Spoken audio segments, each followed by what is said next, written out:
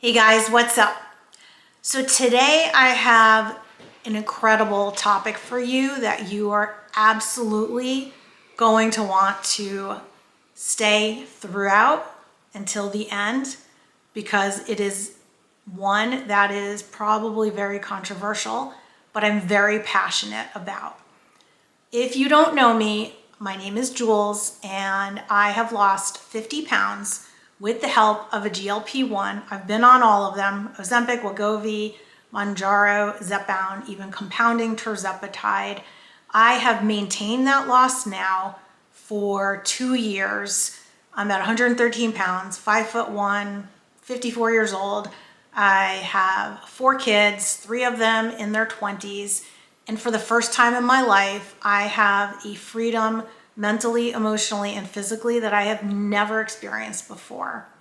The topic that I want to get into is probably the most profound topic, and this is going to be the most important video that I have ever made. And that is why the majority of people that go on a GLP-1 medication eventually go off the medication, and what that impact is when you go off, what the health impact is, what will happen to your weight when you go off, and why people go off. Because it's not a matter of shame, willpower, or discipline that is going to keep the weight off. And many people, the vast majority, will regain the weight. I have another video on weight maintenance that goes into all of the details regarding the 90% of the people who need to remain on the medication indefinitely, or at least very long term, in order to maintain the health outcomes, as well as do you fall into that 10% that can go off and maintain. And that's in another video that I'll link as well. But this is not about science or biology. It's about long-term health. And I want to get into the data, the emotions, the real life impacts on this decision of whether to stay on the GLP-1 long-term or to go off of it. And if you have ever thought about stopping your GLP-1 medication, or that is your intent, I'm curious to know what's influencing your decision. Is it the cost? Is it the side effects? Is it pressure from other people, friends or family, or is it something else? Drop a comment, let me know. So I'm going to start with reading you some real life examples. So this is real life people answering this question that I had put out to my community about long-term use. And have you gone off? Have you stayed on? What has the impact been? So you can learn what's going on out there. So here's one example. I've dropped down a dose since hitting goal, but gained 5 pounds in 7 days. I know this isn't fat, but what is it? Food weight, inflammation. I've been tracking everything and stuck in the same calories and macros. I'm now at the top end of my planned maintenance buffer and unsure what my next move should be. Do I ride it out, see if things settle, or increase the dose a wee bit? Someone else. I dropped down as well. Appetite was ferocious. Started gaining. Getting to maintenance level seems harder than losing the weight. It's hard not to panic. Here's another one. People still believe obesity is a moral failure and the result of bad habits and weak wills. There's this toxic belief that all health conditions can be treated by pulling yourself up by your bootstraps, working hard, and living clean. They don't want to live with the judgmental voices in their own head or from society at large that their good health doesn't count unless it's earned. If this resonates with you, leave a comment. I'd really like to hear that. Here's another one. I have lost 60 pounds easily on this medication. I'm 53 and dieted since I was 13 years old. I was not obese until I hit my 40s, but growing up, it was ingrained in me to lose weight and be skinny. Like others in here, I have done every weight loss plan, used every other medication on the market, but this is the only thing that has worked. My body will not maintain this weight without this medication. I know this for a fact, so I will never come off of it. Here's another one. I think a lot of folks, it's denial about what it means to be fighting a lifetime of obesity. Folks think, quote, my 500-pound life, where in reality, it can be 30 extra pounds. I'm nearly 49 years old. I remember 8-year-old me being weighed at school and wondering why I weighed so much more than my friends. I've been obese for a lifetime, sometimes just a little bit, but still always overweight. And yeah, I've had moments where I was athletic, I did extreme dieting, I've done Weight Watchers multiple times, and I've even kept the weight off at times, but I've never kept it off long term. It's just so hard. And I'm finally sitting at an adult weight in maintenance mode that is like a dream. When I see people saying, wow, I'm just happy to get to Wonderland and not be obese, I think, well, me too. That was me, but I was conditioned to expect the least good. Medication is amazing. Every day we're learning more. I am more interested in staying on this for the neuroprotective benefits, for dementia and Alzheimer's, prevention of other diseases and cancers, fatty liver, all of which run in my family. This is a drug we're going to see more and more people taking, maybe microdosing, maybe for life, or maybe until the next GLP-1 comes along. It's been an amazing ride, and I'm so thankful to have the science and the community that makes this drug an option for people like me who had just given up. This is remarkable. I mean, this is real life stories. And here's the last one. I'm a prescriber and I take this drug. Mounjaro was developed as a lifetime drug.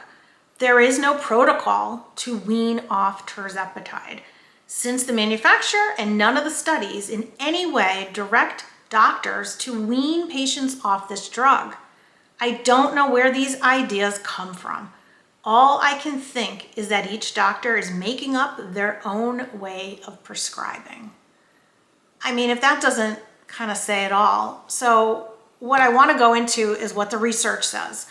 And I want to talk about the reasons why that I know of that people have gone off and the impact of what that is. And then I'm going to talk about all of the benefits that you are getting on this medication. And I'm also going to talk about the cost of it and the impact of the cost of going off of it, because I think that's something that people really forget about. Okay, let's start with the science. The science, the research, the clinical data that has been done. These are all of the studies. The studies indicate that 90% of people who are on a GLP-1 and then need to go on to a maintenance dose after that, those folks are going to have a better outcome of staying at their weight and of the long-term health outcomes. 90% of the people are going to need to stay on it indefinitely. 10% are able to come off. And again, I have a whole video that goes into all the details that you can take a look at to find out, are you in the 90% or are you the lucky that's in the 10%?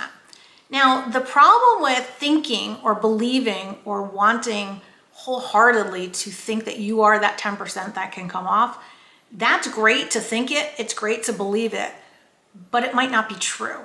And it isn't your willpower that's going to get you there, because we've all done this before. We've had the willpower and the diligence. Many of us, this is not the first time we've been on a diet, have lost weight, but it is the first time that we've lost the weight without having to white knuckle it, without being starving, without putting 100% of all of our focus, attention, and energy into losing weight. And it is probably the first time that we're able to maintain.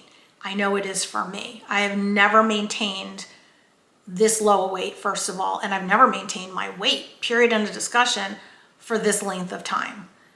Maybe months, but it's always fluctuated. And what comes with all that fluctuation, not just, the physical part, but the mental, the emotional, the depression, the sadness, the how many different sizes of clothing do you have that you're like, well, I'll take this size, I'll go down this size.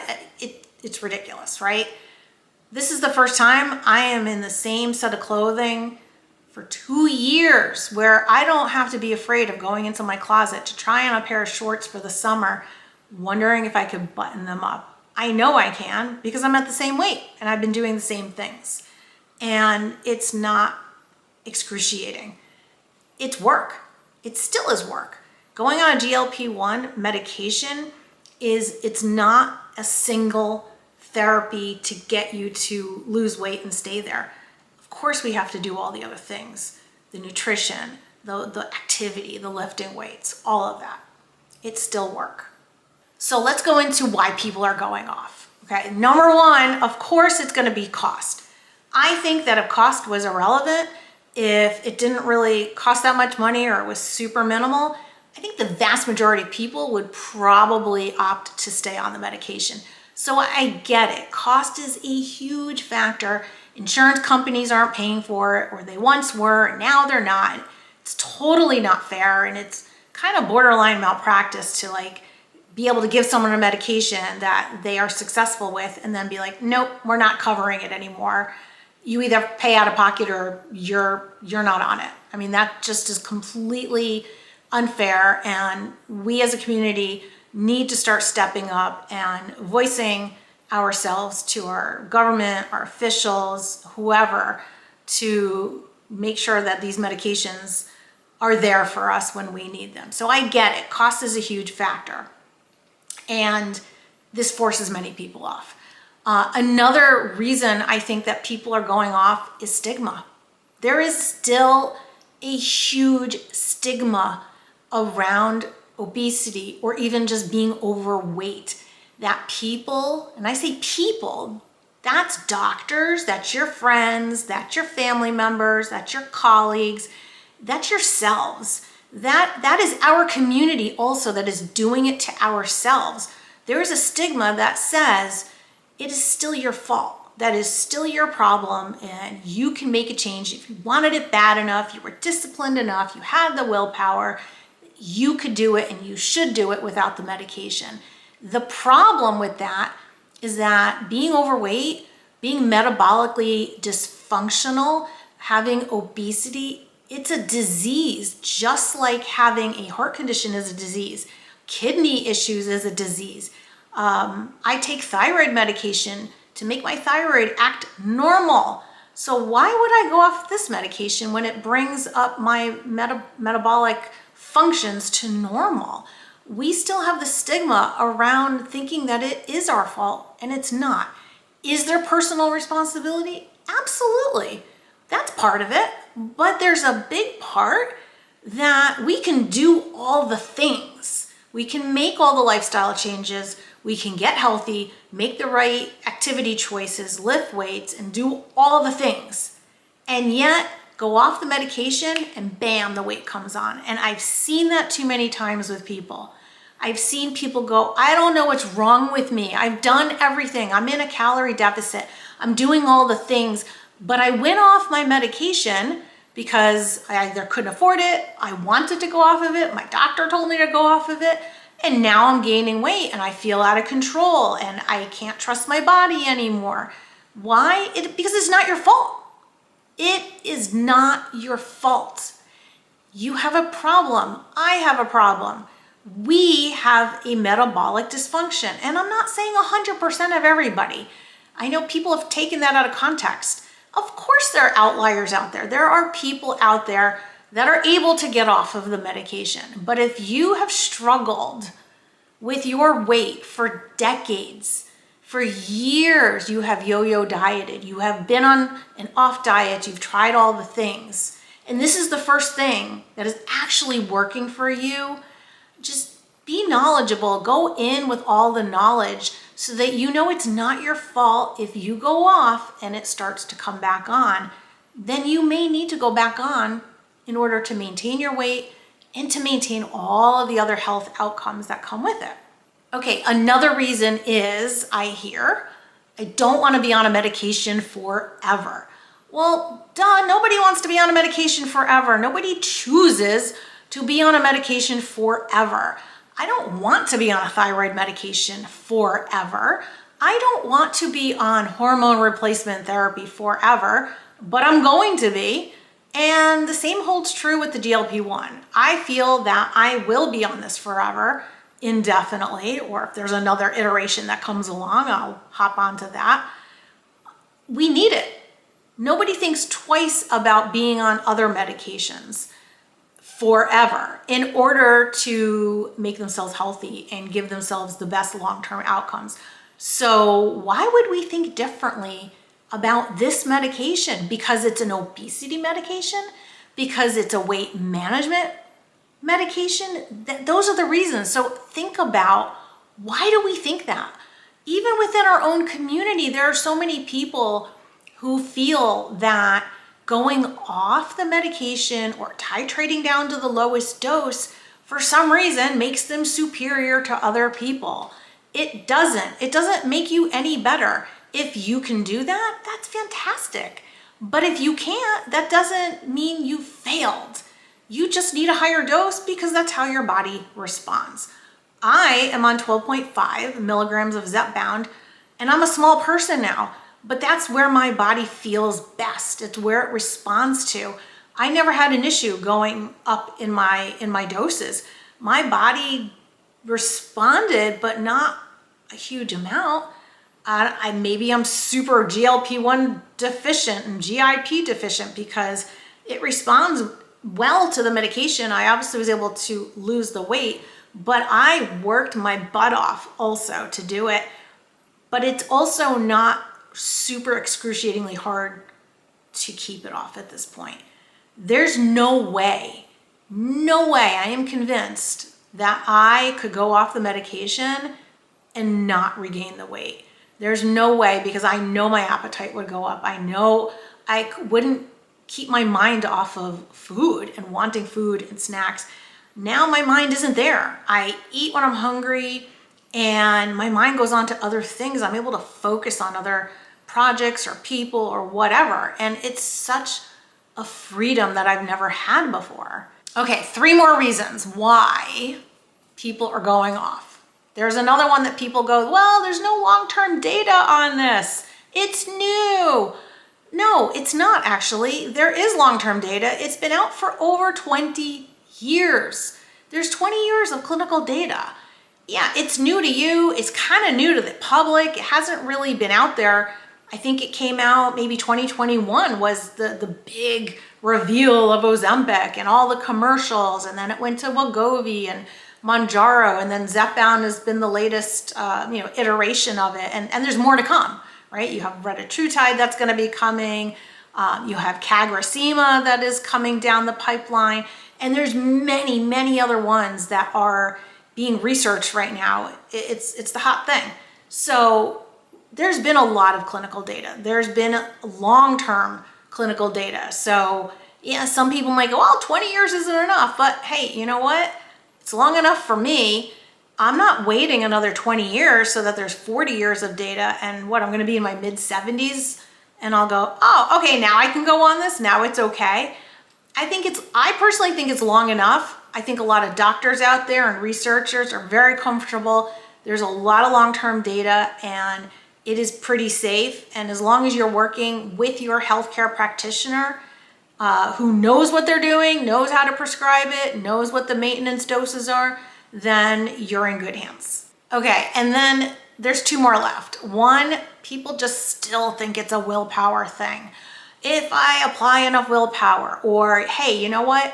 Now my lifestyle and my habits and my choices, they're all changed. So now I can go off the medication. But the thing is that GLP-1, it helps you to make those changes. It rewires your brain in a good way. and it creates different neural pathways so that it makes it easier to make the good choices. So when you go off of it, and if that reverts back and disappears, it gets really hard. Okay, and then the last one, outdated medical advice. There are still doctors out there who don't believe that obesity is a disease. And they think it's just a matter of calories in, calories out, more activity, boom, you'll lose weight and maintain it magically, like we have not tried that before. Why do they think that? Who knows? They're just buying in, they're not doing the research. I don't know. But if you have a doctor that's like that, you need to fire your doctor and find a new one that is willing to partner with you, that is willing to listen to you, that understands what this is about, because it is a disease. It is a physiological, biological disease, and we bring so much emotion to it as well. We can't help it. It's just, it's all over. You know, you go into your doctor, who wants to have this conversation? It's embarrassing. It's almost, we feel so ashamed of not being able to control it. But when we realize that we go on this GLP-1 and how much it helps us, it's almost like a light goes off. You're like, wow, it's not me. It's not my fault. I've done all the things. I'm doing all the things, and it's working with the aid of a GLP-1. And it's like a whole new world has opened up. And to realize that it is not your fault. There are doctors out there that say that. They are out there, and I get so emotional, to be honest, when I hear these doctors, medical professionals who say it is not your fault. It does something inside of me, because for years and years and years, I thought it was my fault. I thought it was me. I thought it was a lack of something in me that I just couldn't figure out. I could figure out other things in my life, but this is the one thing I just couldn't freaking figure out. And what was wrong with me? And to hear a doctor say it is not your fault, it's very emotional. All right, so I want to also now address going off the medication for cost, right? You can't afford it. You're spending, let's say it's $500 a month out of pocket to stay on it. Well, think about it this way. What are the costs for coming off, and what's going to happen later on down the road? So let's say you go off the medication and you regain the weight. All of that time, effort, and energy and potential costs that you put in to lose the weight, that's all down the drain, right? So now your body's back to where it was before, probably worse. Why? I'm gonna tell you. Because when you lose weight, you lose muscle. Unless you're really working hard to maintain that muscle or build it, you're going to lose a little bit of muscle along with the body fat. However, when you regain the weight in that yo-yo dieting cycle, you're only regaining body fat. So now your body fat percentage is higher than when you started, and your metabolism is now lower than when you started. So to maintain the same weight, you have to actually eat less food. That sucks. And that's the whole yo-yo thing. The more times you do that, the more times that happens. And they did a big study on The Biggest Loser, because those people went through extreme dieting.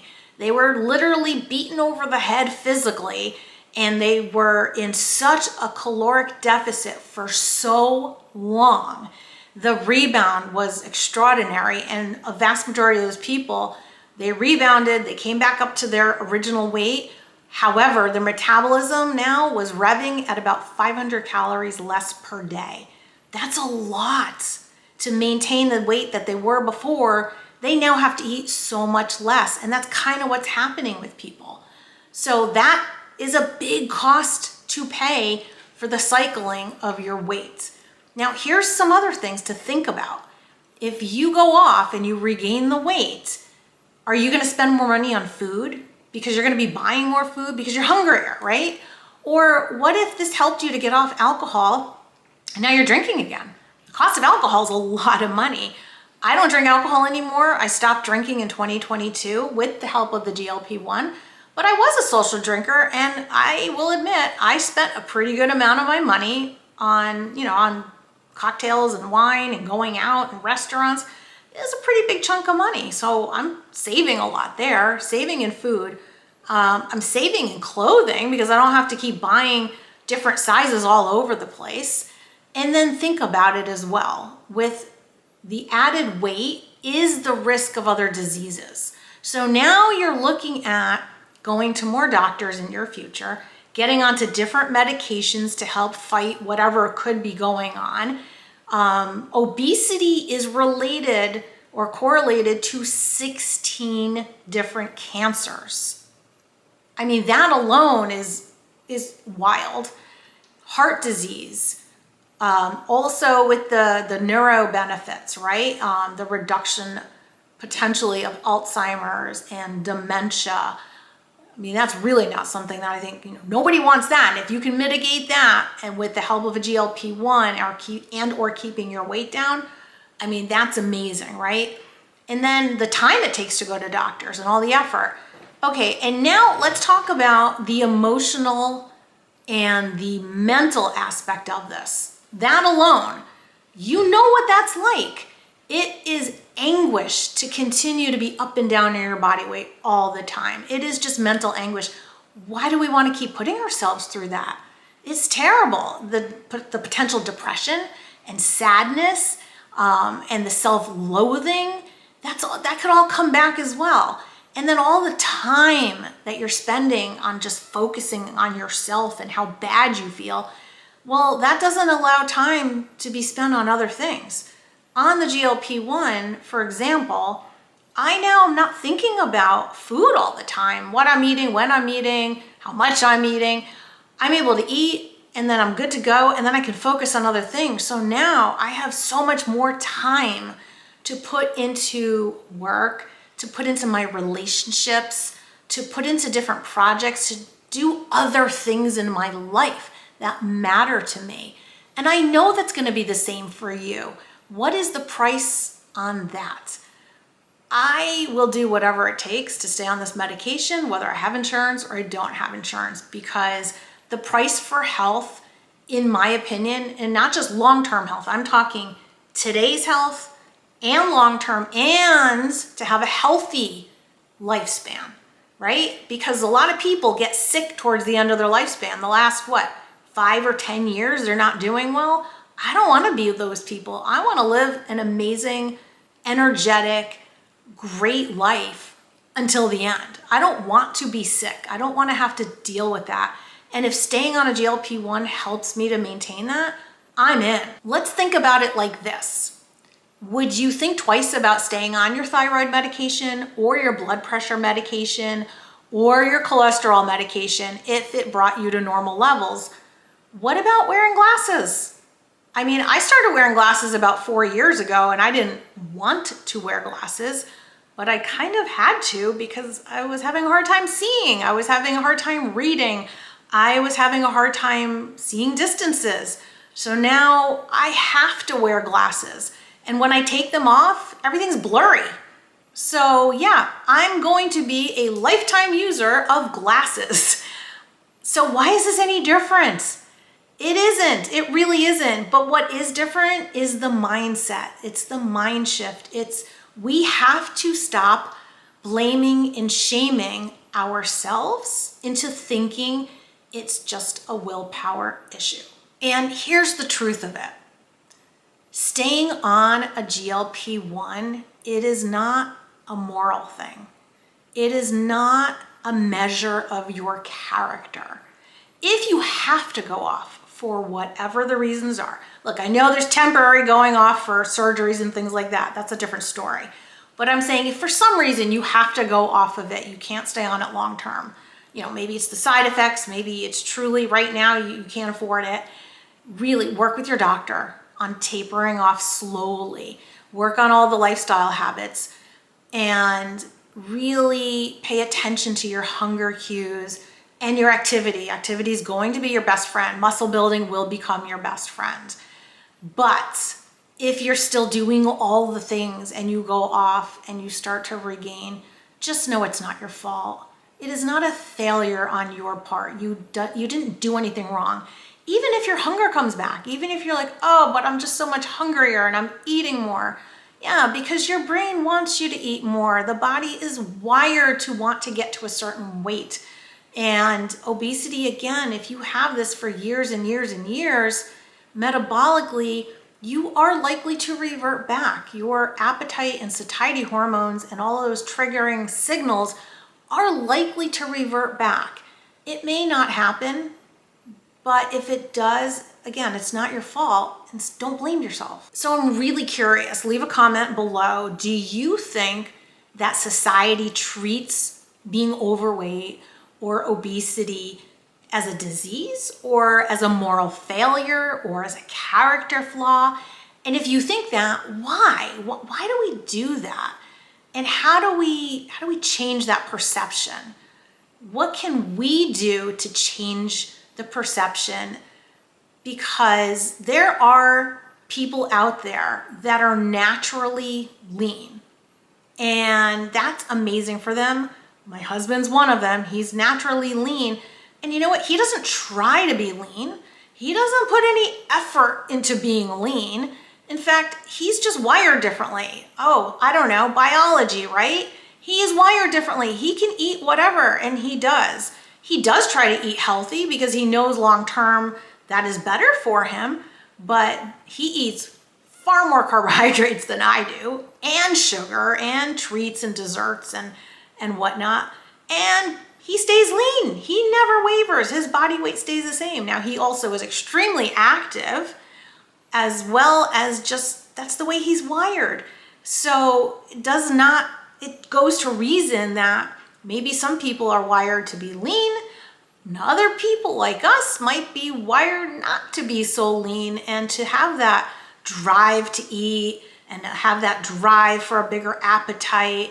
And that's just the way we're wired. And then taking a GLP-1 like Ozempic, Wegovy, Zepbound, and Mounjaro, semaglutide, tirzepatide, can kind of help us to rewire that thinking to be a little bit more like the lean people who don't have to think about it. And then we can have freedom to do other things, to think of other things, to have energy for other things, and to be healthy. So let's stop blaming ourselves and let's look at long-term solutions. Let's look at changing the narrative around this and look at the knowledge. If you have the knowledge, at least now you can make an informed decision. Chances are you may be informing your doctor of this as well, because a lot of them just don't understand. They don't understand the science, the data, the research. There are doctors out there that are worth paying attention to, and those doctors are very much in support of staying on this long-term, indefinitely, in order to maintain weight and to maintain the long-term health outcomes that we all deserve. Don't forget to like, subscribe, and hit the bell button so you're always notified when a new video is coming. All of the likes and the subscriptions, they really help the algorithm and they help to get my message out to more people. And that's all I want to do. I am incredibly passionate, as you can probably hear, about getting this message out to people, because I'm here to try and help people understand what it means to be healthy again, and to know that you can do it and you have the hope. Because if I can do it at my age and having kids and being metabolically all over the place, I think anybody can do it. So please like, subscribe, comment, any activity on the video. Let's get as many likes on this video as we possibly can. Let's get it out there for the world, because this is going to move the needle on these medications. So let's love ourselves enough to stay on the medication if we need it. Stay strong.